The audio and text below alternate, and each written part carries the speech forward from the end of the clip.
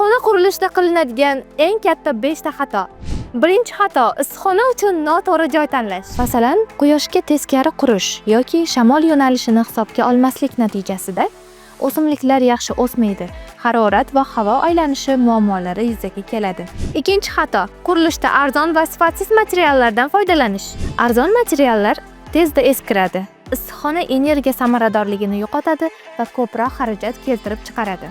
Uchinchi xato ventilyatsiya tizimini noto'g'ri o'rnatish yoki umuman o'rnatmaslik. Bunday issiqxonada namlik ortadi, o'simliklar kasallik va zararkunandalarga moyil bo'lib qoladi.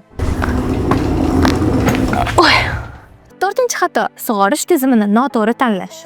Sug'orish tizimini noto'g'ri yoki samarali ishlamasligi natijasida o'simliklar ortiqcha suv oladi yoki yetarlicha sug'orilmaydi.